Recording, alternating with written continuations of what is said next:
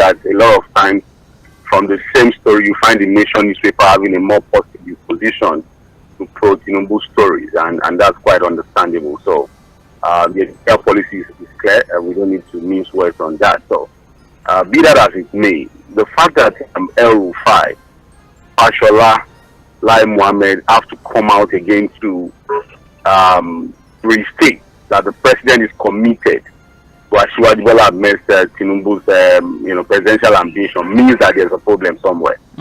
Otherwise, there's no reason to continue to come and tell Nigerians that indeed the president is committed to the campaign.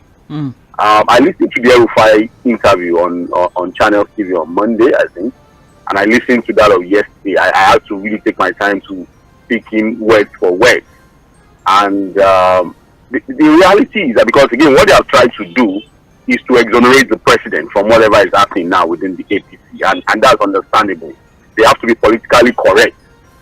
You can't attack the president. The president is so powerful, and that would be politically suicidal to do that. So they are only being politically correct because, again, whatever they say there are people within the presidency or within the Aso Villa working against the APC and the APC presidential candidate. It's also an indictment on the president.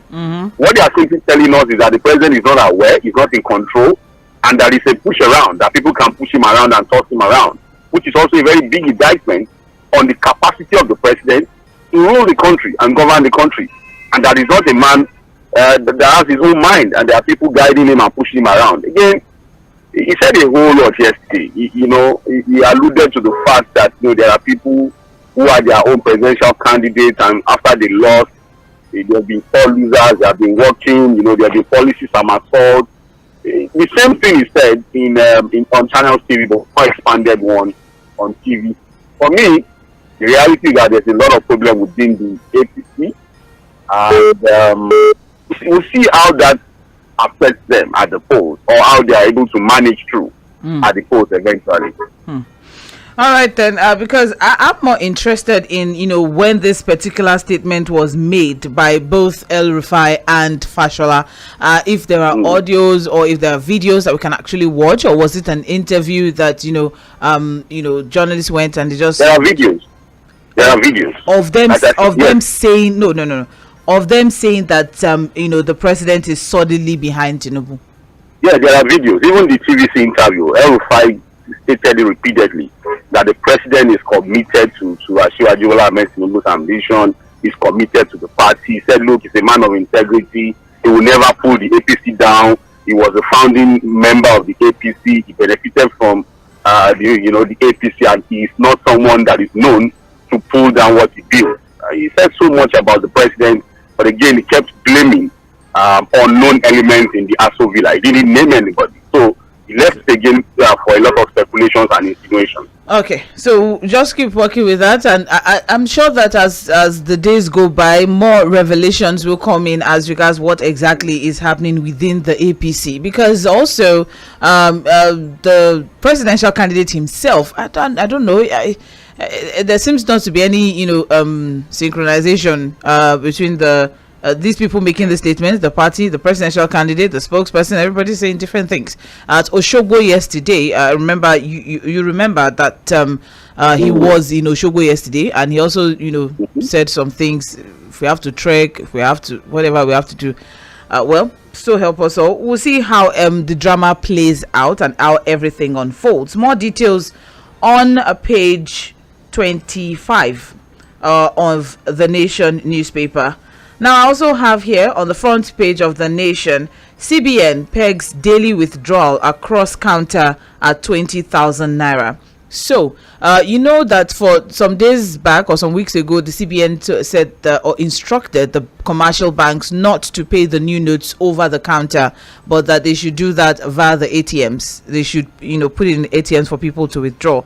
But now we're getting some updates. The CBN yesterday has directed banks to commence immediate over-the-counter cash payments to their customers. However, they pegged the daily amount at 20,000 naira. So you can go into the banks now and withdraw your new notes, or the new notes but all you can withdraw over the counter is 20,000 naira. This is to help to reduce the queues at the ATM terminals across the country. Also, the federal government has implored Nigerians to see the current scarcity of the naira as a temporary sacrifice for a saner national economy. So two things there, Fuhad. The first one is that the banks should start paying across the counter, but pegged at 20,000 naira. And then you have that, please bear with us for now. There's no naira. There's no naira, but it's temporary and it is for a greater good. What are your thoughts? I don't know really. Because again, there are too many directives coming from the CBN now. What? Which for me, do you know that there is black market for the Nigerian naira? Black market, of course. I think there's always been black market. Again, I expected even before the new note standard. Wait, let's even get serious here. Before this new note, I asked you a question. I think it was on Monday. That when last before now did you get a mint note from the bank? See, wait. Where do you see them? That is mint though. This one at the mint or at the old or at the unminted or whatever. None. There's nothing available. I can't have a legal tender to use to do transactions. Now, what the bank is saying is that they are actually working with directive of the CBN that says that immediately they get the old note, they should not pay it out again for any reason. Okay. And that was why they resorted to paying with 50 naira and 100 naira, which are still legal tender. Yeah. But that immediately anybody pays in 500, 1,000 or 200, they should not pay out again since they are mopping it up. So that was what they said was the reason for the scarcity, and that the new notes were not available. So of course that led to scarcity, and of course when there's scarcity, there will be hoarding, there will be black market. If you look at the POS guys and POS operators now, they are like the biggest people in town now because they are making all manner of money, and just finding where they will tell you that, do you know how I got this cash I'm giving to you? I have to pay everything to get it. It's all muddled up, and for me, it is just as a result of lack of proper thinking from the hierarchy of the CBN. I've always said it. If you bring up a policy, you must integrate the tendency for sabotage as part of the planning process. Because as you are bringing it out, as you are going after people, you know that they are going to find a way to mess the entire thing up. And so it must be part of your planning and strategy, how to deal with saboteurs and fifth columnists in the system that would not want the policy to work. It is part of critical and strategic thinking. It is not rocket science. So when it was giving out this policy had been issued, so he had thought that people would not try to mess it up. Well, at this point now, we have the APC governors would be meeting with the president today to discuss the Naira redesign policy, and they're hoping to plead for an extension of the deadline for the swap of old notes to new notes beyond February 10. Okay, yes, that's my own worry. My biggest worry is even the availability of the new notes. That is where I'm coming from. That's why I was telling you that it's not about the fact that mint or no mint. The fact is that new note is not available. Old note you can't get because very soon it will no longer be legal. So we can't spend paper. And we can't spend paper. And then you can't walk around with 100,000 naira notes in 100 naira denomination. Imagine or 50 naira denomination. Imagine how insane that person will be looking when you are carrying around that huge amount of money. I won't even collect it from anybody. Just give me 50 naira. You're going to pay me 20,000 now. I'll give me 50. What do you want me to do? What it means is that even in the banks now, the queues are going to get longer because they are paying in the little denominations. So they are going to be taking time to count the money before you count account. There is no ration in Sandra. If you go into the bank now, you want to withdraw 10,000, you're probably going to get 2,000 or 3,000 naira. So you can't even get the amount you want. They will ration it, even with the 50 naira. So even this 20,000 naira that the CBN has given, as pegged, it's not feasible. It's not feasible because where is the cash to give out? That's the problem. It's not just available. Look at this. Look at the different videos you are seeing. Okay, so I'm going to ask this very, very unpopular question, and some people may feel uncomfortable with it. But the question now is, who are we to blame for the scarcity of the naira? 1, the commercial banks. 2, the CBN. 3, the presidency. 4, opposition parties. No, I'm going to blame the CBN and the president. Simple as it is, because it's their policy. And when you bring up a policy and it fails, look, like I said, look, even in Sena clients, it is not that they want to respect the laws. It's not that they want to be, they want to be up and doing and do the right things. It's just that there are policies that people think through to ensure that you just have no choice but to obey the law. Forward. In the United Kingdom, when you say the commercial bank, because everybody seems to be pointing at the commercial banks. I've seen protests. I think somewhere in Marina yesterday we saw videos of protests against commercial. And I said, look, that is why we have a regulatory body to oversee the activity. So it is the job of the CBN, who has brought up this policy, to ensure that they also think it through as far as implementation is concerned. What if? What if it was thought through by the CBN? What if they sent out enough cash to the banks, but the banks compromised and sold to the highest bidder? The thinking through has to also take cognizance of the fact that people want to compromise the process. That's what I'm saying. And then you must have thought ahead about the compromises that will come. What do you think the CBN could have done to forestall that? Sandra, a lot of things could have been done. I just said it. You have to track this money. What about tracking the amount you give to them and how it is bought? Can it be tracked? All right. Well, more details on page 28 of the Nation newspaper. There we have it. It is becoming something of a bit of a drama. Sandra, 1 minute. 1 minute also. Just 1 minute. And also an unpopular suggestion. I have said this suggestion severally, but it may be unpopular. Can we ban the spraying of naira at parties? Well, the United Kingdom changed their notes in recent times from the image of Queen Elizabeth II to King Charles III. There's no problem as regards the transition process. What they said is they're going to keep paying. They will stop paying the old notes, but the old notes still remains legal tender until it is completely mopped up in circulation.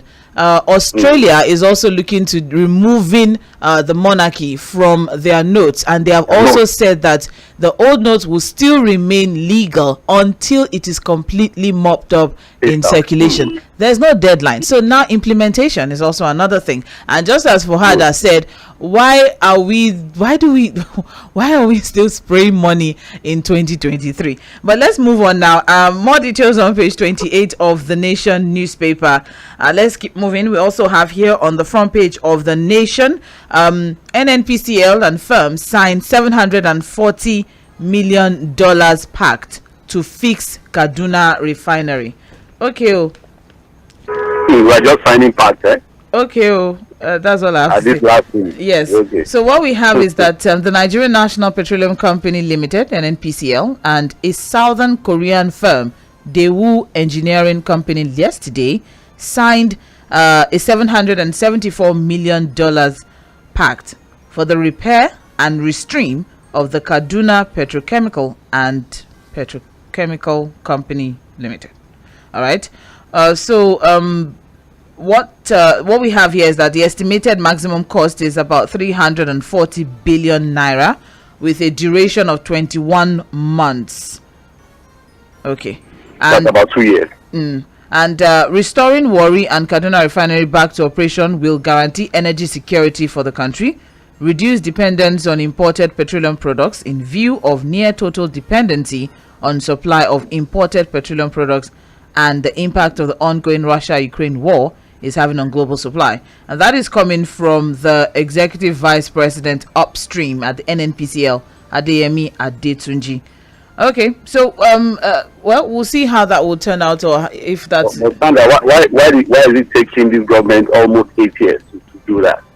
Now they have a timeline of 21 months. So for those refineries to get back to working mode, it will take another 2 years. And for we are in Nigeria, so they'll sign this pact now, and then the new government can come and say, "Oh, I don't know anything about the pact that was signed." Or even want to sell the refineries off. There are presidential candidates who say they are going to sell these things off. Look at that. Exactly. So what becomes of the pact if those guys come in as president?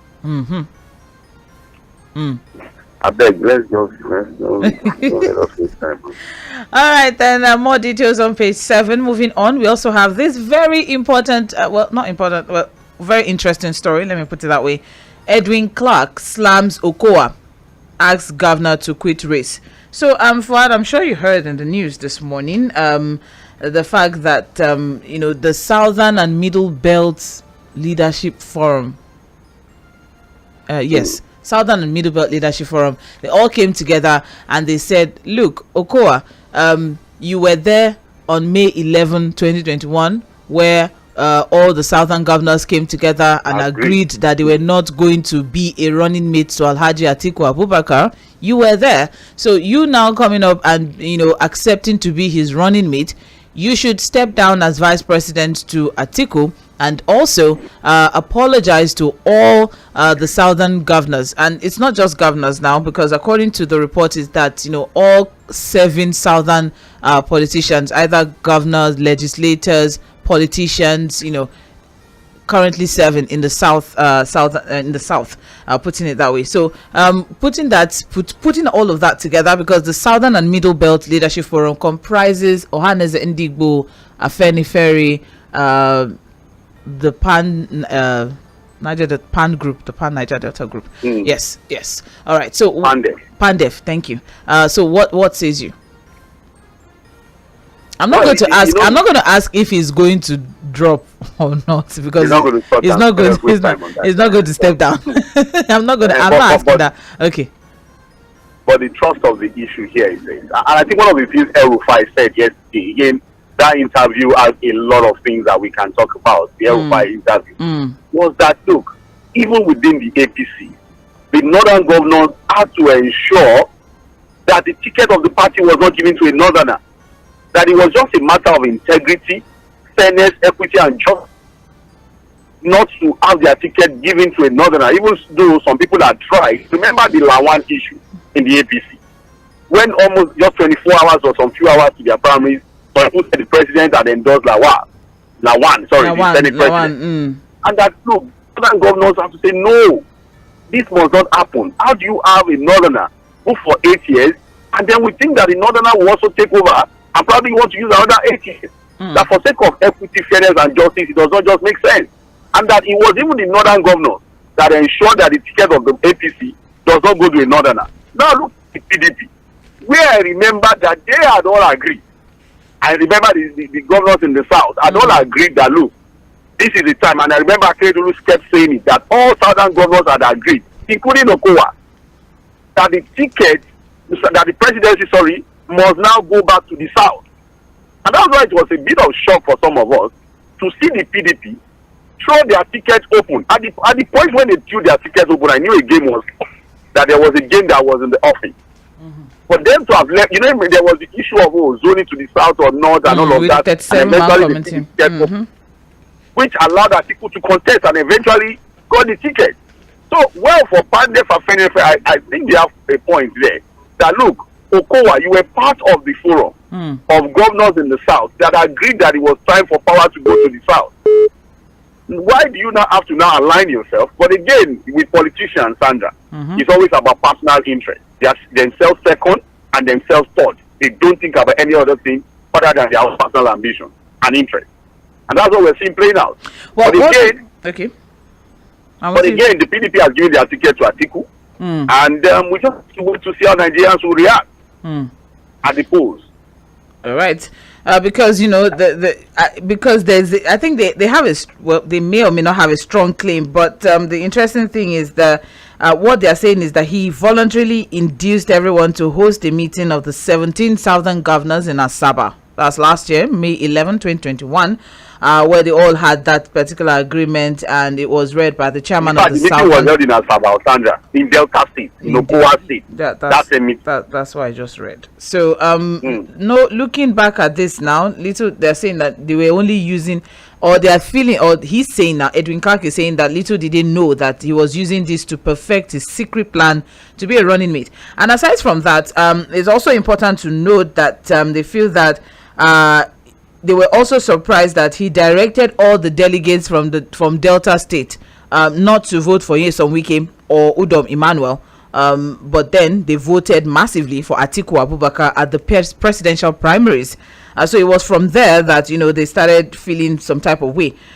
Now they're asking that it is therefore in his own interest to openly apologize to his colleagues in both APC and PDP, whom he deceived into taking a decision that he never believed in. After his apology, he should also step down his ambition of becoming vice presidential candidate of the PDP to honor his lies. It's a long read, but then I'm also going to put this now.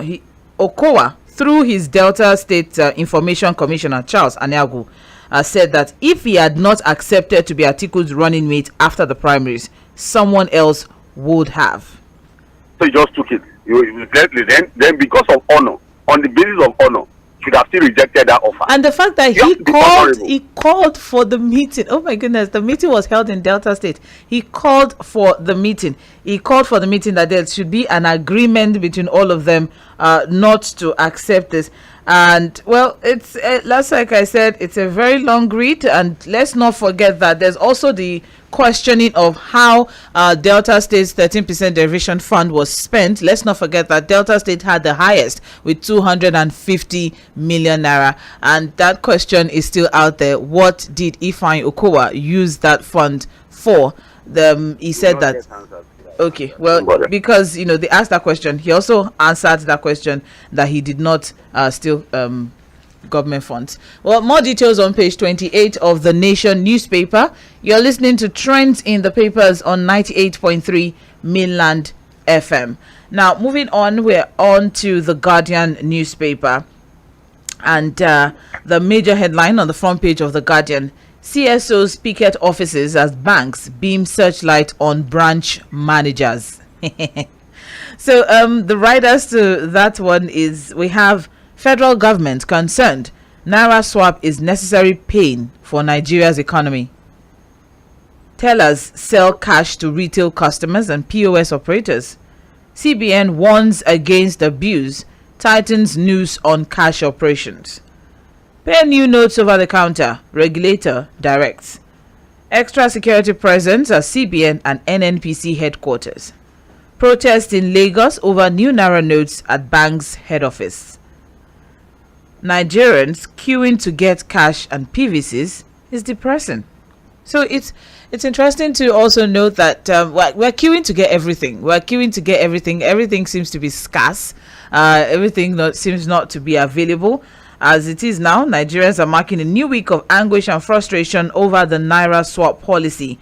And just as we have discussed, there are some bank officials that have started trading in available cash with depositors paying as much as 50 naira for every 1,000 naira received at the banks. This is happening inside the banks. I don't know what CBN is going to do as regards these allegations. There are still allegations though, but then I'm thinking that maybe the CBN should just probably go into the banking world now and see what exactly is happening inside the banking halls at this point now. So it's also shown that there was even POS operators now are charging as much as 1,000 to 5,000, 2,000 to 10,000, and so all of this is happening. And what we are getting from the federal government is that it is a necessary pain for now. Yes, for Nigeria's economy. So for the economy to survive, we have to go through this pain. That is coming from the federal government. More details on page 6 of the Guardian newspaper. And we also have here, no sit at home on election day, says IPOB. And that is on page 18 of the Guardian newspaper. So a lot of people had been, a little bit anxious, yes, as regards what exactly will be happening in the southeast during the elections. But the indigenous people of Biafra, IPOB, yesterday announced there will be no sit-at-home directive during the presidential and National Assembly elections. It's happening later this month. And IPOB has also warned the PANPEC, that's Pan-Nigeria President of IPOB Extraction Coalition. Oh, dear Lord. Pan-Nigeria President of Igbo Extraction Coalition, against linking the group with enforcement of sit-at-home orders just to blackmail them. So they quickly came forward and said that there's no intention to enforce sit-at-home during the general elections. Rather, we once called Biafrans to boycott elections, but then it has been called off. The boycott has also been called off. All right. And they're also stating that IPOB and the Eastern Security Network do not have any faction or splinter groups. IPOB remains peaceful and indivisible under one command for the liberation of Biafra from Nigeria. And that is on page 18 of the Guardian newspaper. Moving on now, we also have here Islamic group GNI wants security operatives punished over Nasarawa killings. And that is on page 24. Okay. And what we have on that particular one is that Apex Muslim body in the north, Jamaatul Nasril Islam GNI, has called on the federal government to punish officers of the Nigerian Air Force and other security operatives allegedly involved in the recent shelling of innocent citizens in Doma, Nasarawa State. Yes. And they have also urged the government to investigate the incident to avert reoccurrence. Okay. Let's not forget that this, I don't know what was, but then this happened in Nasarawa State, where there seem to be some droppings that happened, and they're calling it a massacre, though. So it's an interesting read. But then, according to the group, some sources claimed helicopters bombed the victims, while others said it was a horrific, sporadic and coordinated attack from different angles on the victims. A very heart-rending and mind-boggling situation. But for how long shall innocent, defenseless Nigerians continue to suffer cruel termination of their lives and utter destruction of their property? So, they're calling on the federal government as a matter of urgency to investigate all the security agencies, especially the Nigerian Air Force, and fish out the perpetrators, as we're also calling. That's on page 24 of the Guardian newspaper. And we also have here in Oshogbo, Tinubu insists he helped Buhari to power and will succeed him. That is on page 10. All right, I don't have Fuad here. I wanted to ask him a question. But what I have in this in the report is that presidential candidate of the APC, Bola Tinubu, has promised to end unemployment in the country if he emerges victorious at this month's general elections. And also, while speaking in Yoruba language, he restated that he helped President Muhammadu Buhari to power and he would succeed him. He said, now I'm quoting, "We brought them into power and we will succeed them," adding that he had been in political struggle for long, hence no one could intimidate him. He also said, keep your mind at rest. On election day, even if they extend polling booths to Egba Tedo, we will win. We will establish industries. We will have registration centers for unemployed youths. All of you that have gone to university and have got degrees, you'll be separately grouped, and others who have learned skills will be separately grouped. I said a lot of things at Oshogbo yesterday, but then nothing to actually clear the air as regards what exactly is happening in the APC. And that's more details on page 10 of the Guardian newspaper. Moving on now, we also have on the front page of the Guardian, Afenifere, Middle Belt Forum, PANDEF, Ohaneze unite and endorse Peter Obi. That is on page 3 of the Guardian newspaper. So there's a coalition. There's the coalition now of the Southern and Middle Belt Leadership Forum, all coming together to collectively endorse the Labour Party presidential candidate Peter Obi as their choice for the presidential elections on February 25, 2023. And that is on page 3 of the Guardian newspaper. So the Southern and Middle Belt Leaders Forum, comprising Afenifere, Middle Belt Forum, Pan Niger Delta Forum, Ohaneze Ndigbo, had a meeting yesterday, and they have declared their support for the Obi Dati campaign at the 2023 election. Okay, yes. And that is that. And as I said, on page 3. We also have here, INEC insists election will not be postponed. That's on page 6 of the Guardian newspaper. We also have NNPC denies plot to frustrate polls, awards Kaduna refinery contract. That's also on the Guardian newspaper. Okay, so thank you for staying with us. Moving on now to the Punch newspaper. Running very quickly. The stories that we have this morning. All right, the major headline on the front page of the Punch: New Naira crisis. Aso Rock forces inciting Nigerians against APC. And that statement is from Nasir El-Rufai, the governor of Kaduna State, and a televised interview yesterday. And the riders to that: cabal misinforming Buhari, Atiku benefiting from Naira confusion. Come out to vote even if they devalue Naira drastically, Tinubu tells supporters. CBN policy inflicting pain on the masses and businesses. And that's coming from NLC, TUC, and Niger State Governor. Now, I'm going to just take just one rider from this particular, because we've discussed the other ones. And that's as regards, Tinubu's statement. I read out what he said in Yoruba, earlier on. But then this particular rider now that's saying, come out to vote even if they devalue the Naira drastically. So, still on this fifth columnist and some elements and what have you. Yes. Saboteurs. Because I don't know if there's any prep that's been done. If the PR managers in the Presidential Campaign Council of the APC, if they're doing anything to prepare the presidential candidate, because the more statements he makes, the more questions that people have as regards what is happening in the APC, what is happening in this administration, and is this government working against the ambitions of the APC presidential candidate?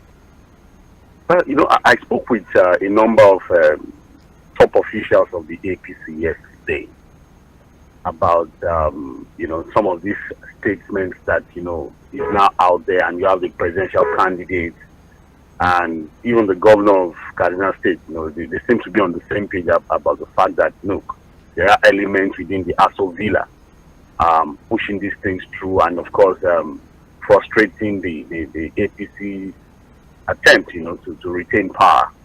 And what he told me is that, look, Asiwaju knows what he's saying and he's deliberate about what he's doing. And that, look, before the primaries, he did something similar. A lot of people thought it was an affront on the presidency and the president, and it works for him. And what he's simply doing is to repeat the same thing, to tell these guys that he knows their antics, he knows that there are fifth columnists within his party who are not happy with him, and what he's basically just doing. There's a part of his statement where he said, look, he has been in politics for years and nobody can intimidate him. That is, in fact, there's a part of his statement where he said that, look, whenever he goes out on a political war or campaign or ambition or whatever, he knows that there will be people who are going to come close to him, pretending to be with him, but are actually not with him, and he prepares for them. So I think, like you said, there are so many questions to ask. Again, whoever they call the fifth columnists, the saboteurs are unnamed.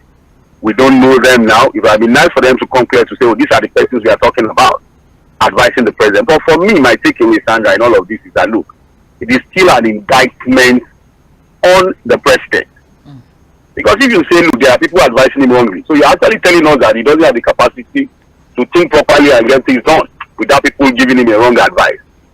Because we thought that we had elected the president that will be able to decipher advice and bring out the best ideas all by himself, not waiting for people to misinform him. So for me, it is still an indictment on the capacity of the president to govern properly. I'm not whatever the APC candidate is saying and El-Rufai is saying and some other people. It is still an indictment on the president, his ability to rule.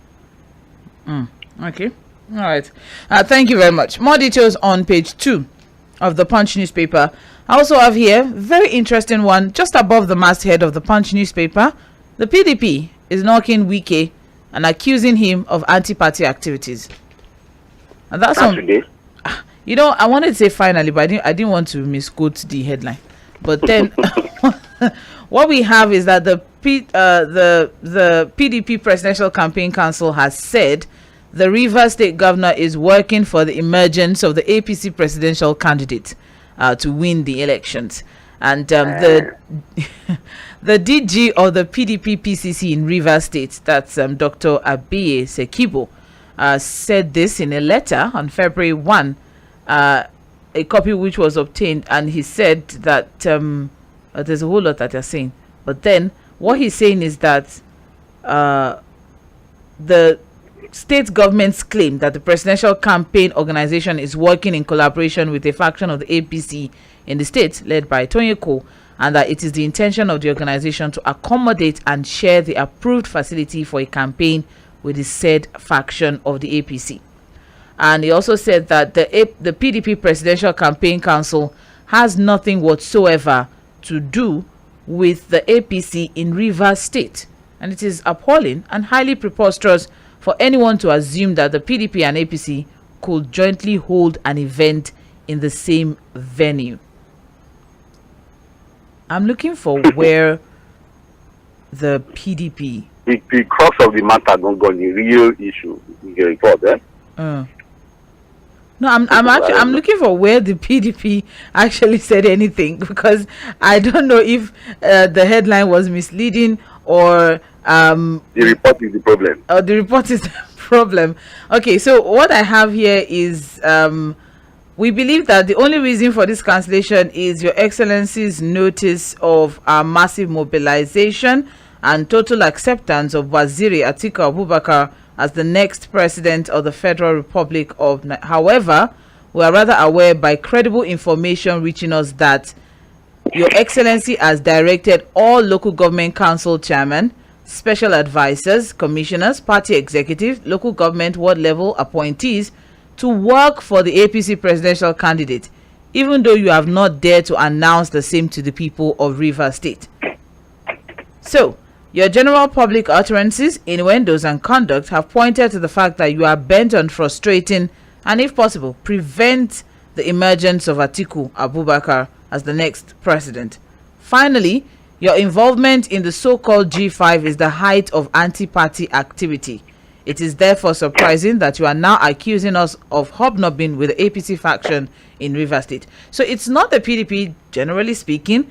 It is the PDP in Rivers State that is making, a statement. The PCC in Rivers State, yeah. Yes. So it's the PDP PCC in Rivers State that is coming forward with this particular statement, and they are also working with credible sources of information. There's no credible. When politicians speak in this manner, Sandra, don't bother with anything credible. Okay. It's just them bringing up these things to, confuse their listeners and followers, really.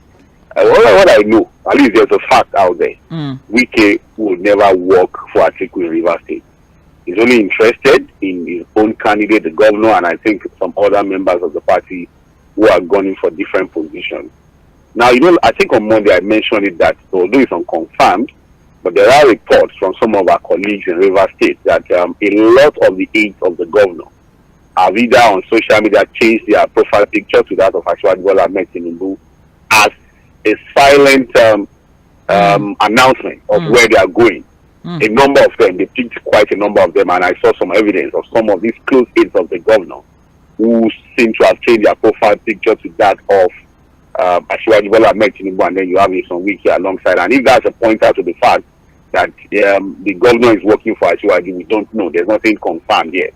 But the reality is that if he's not supporting Atiku, the choice is limited to either him supporting Obi or supporting Asiwaju Bola Ahmed Tinubu, or just staying neutral at the end of the day. But whatever it is left for Nigerians and Rivers State people to decide who they want to vote for. The governor is not going to decide for everybody. All right. Well, more details on page 13 of the Punch newspaper. Also here, bandits display new Naira notes as experts indict bankers.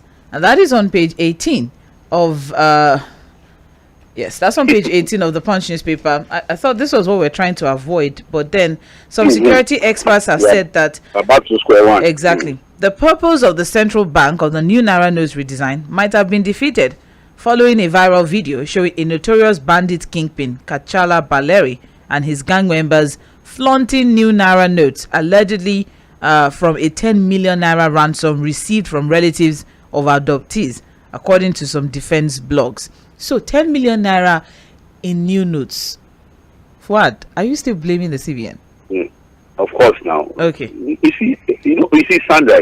I just like to everybody listening to me to understand what I'm saying. I'm with you. They needed to have. You see, when you bring up these things, there's a reason. There was a plan. You wanted to achieve something, and so you must have had it as part of the plan.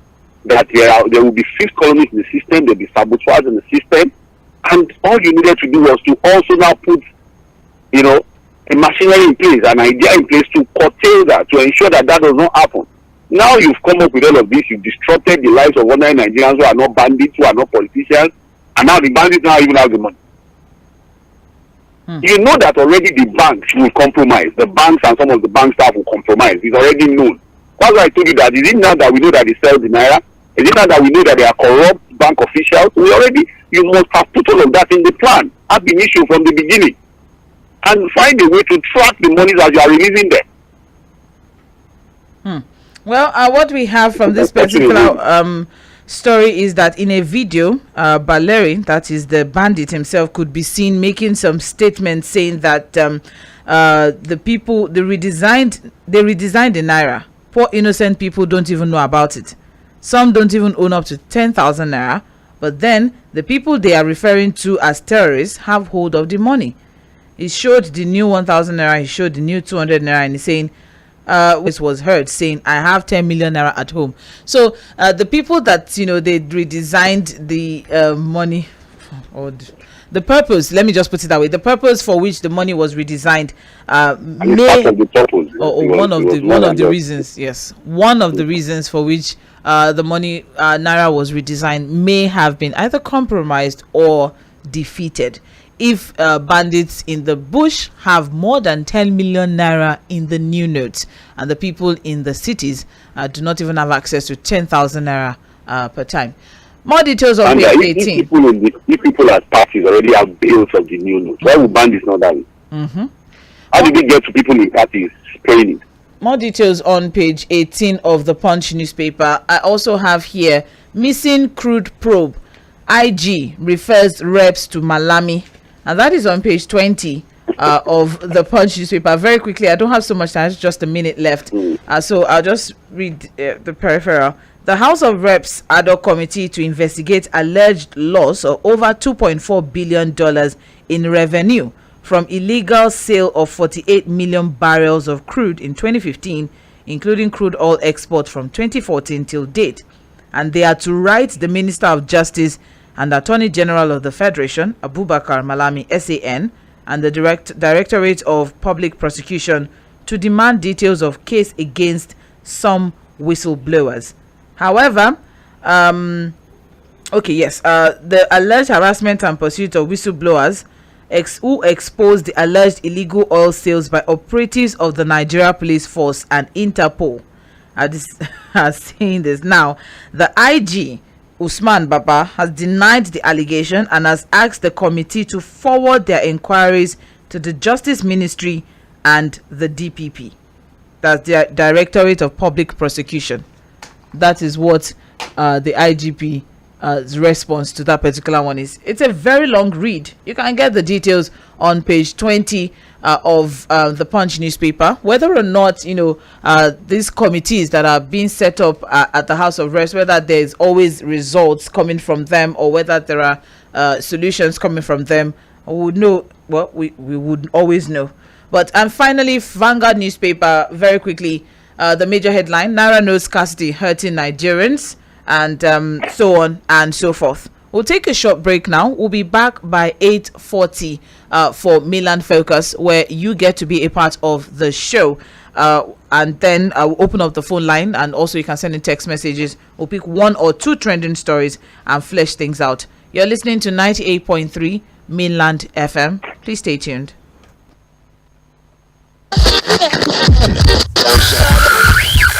You're listening to Mainland 98.3 FM. The sound of Lagos.